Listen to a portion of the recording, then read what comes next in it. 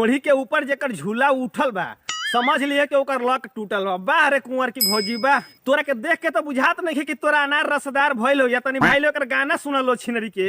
अरे भौजी तनी शर्म कर रे, और ऐसा गाना वाना गावल न बंद कर दे, ना तो रेलम न खिसिया के तो तोर सामान रोवे लगी चिचिया के। तो भाई लोग वीडियो के अंदाज कुछ अलग होखे वाला बा, ठीक बा? तो कानवा में ईयरफोन ना जरूर से जरूर ठूस लिया लो। मारी के घूमत इतर होई हमें चांस बाकी छौड़ी पवित्र होई काहे तू ना जानत हुआ का? अरे हितावा तोरा कैसे पता बारे सारे ते नहीं कि जवन इतर मार के घुमत होई पवित्र ना होई ना। भाई तनी सरवा के गाना सुनल हो रे, एकरा बहिनी के धुआं ठाइल मूंगफली खिया के पटको रे। अरे सारे ते नहीं तू पवित्र अपवित्र चेक करे वाला मशीन रखले बड़े का रे हितावा?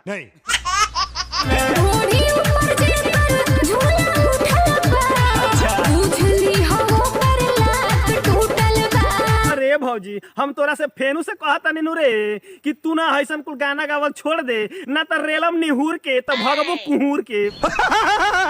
अरे भौजी पहले तू ही बताओ ना कि तोर सरवा जवन लक बा ना उ टूटल बा कि ना रे? ना भाई देखे में तो एकरो ना ऊंचे बुझाता वे, तो हमारा बुझाता नु कि एकरो जवन लक बा ना उ सरवा टूटिए गइल हुई। तोरी नखर तो ढेर खाई खेलल होई, ओकरा से कोई लोग हेलल होई। कुंवर की भौजी के कहा नाम बा कि जवन ढेर नाखरा करी उ ढेर खाइल खेलल माने कूदल हुई, आ ओकरा में कोई लोग हेलल हुई। अरे भौजी तोरा बहिनी के होल में गोल करो रे। तो हनी के दोनों गोला सरवा कोनो ज्योतिषी हुआ संकारे हई सरवा कहत कि जवन इतर मार के घूमी समझ लियो उ पवित्र नहीं खे, आ हई एकरी बहिनी के टिमटिमी कहती या कि जवन ढेर नाखरा करी उ समझ लियो ओकरा में कोई लोग हेलल होई। अरे तोरा बहिनी के हेलो भक्त तोर बहिन के।